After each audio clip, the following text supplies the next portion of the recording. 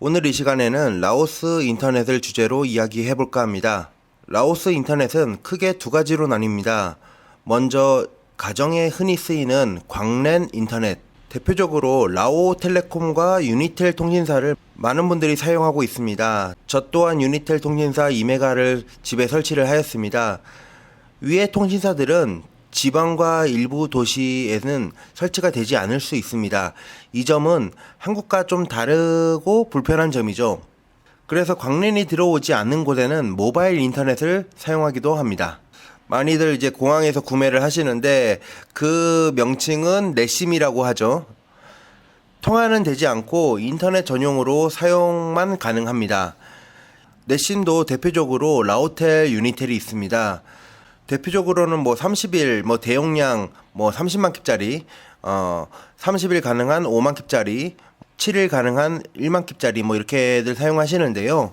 저는 외부에서는 동영상을 거의 보지 않고 이제 카톡, 보이스통 이런 것들만 사용해서 그런지 7일짜리를 사용하는데 전혀 부족함 없이 사용하고 있습니다. 제가 한국에 방문하면은 한국에서는 하루에 8,000원 정도? 이 정도 이제 요금이 나는데, 그거에 비해서는 굉장히 좀 저렴한 편이죠. 저희 집은 광랜 2메가짜리 이제 유니텔 통신사를 사용합니다. 통신사 측에서는, 메가가 높을수록 이제 패키지가 틀릴수록, 좋다, 속도가 좋다, 이렇게 홍보를 하는데요. 제가 느끼기에는, 차이가 거의 나지 않습니다. 예. 의미 없다고 보시면 됩니다. 특별하게 높은 속도를 사용해야 한다면은 저는 패키지 요금보다는 2메가 인터넷, 제일 낮은 인터넷 패키지를 여러 개 목적에 따라 나눠 쓰는 것을 추천드리고 싶습니다. 모바일 인터넷 경우에는 지역에 따라 속도가 다를 수가 있습니다. 만약 그 지역에 라오텔레콤이 그 통신 환경이 좋지 않다고 하면요, 유니텔로 바꿔보시는 것도 방법 중에 하나입니다. 확실히 달라질 수 있다 생각합니다. 라오텔레콤, 유니텔, 이외에도 ETL, B라인 이렇게 있는데요. 저는 제가 다 해봤거든요. 지금 시점에서는 시도해보지 마세요. 잘못된 선택이 될 수 있다 생각합니다.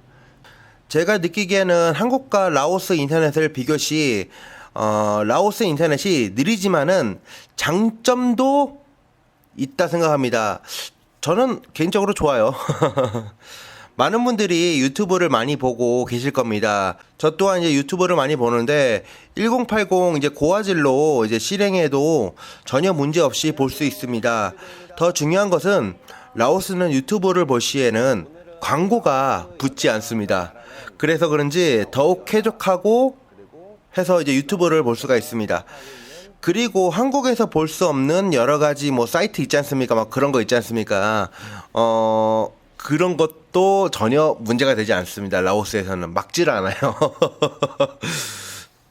답답한 면도 좀 있습니다. 무거운 이제 인터넷 환경을 이용할 경우에는 아무래도 속도가 좀 낮습니다. 적어도 저의 삶에 있어서는 그렇게 나쁘지 않는 속도에 전혀 삶에 영향을 주지 않습니다. 오히려 한국의 인터넷 체제 때문에 불편함을 좀 겪는 경우가 더 있더라고요.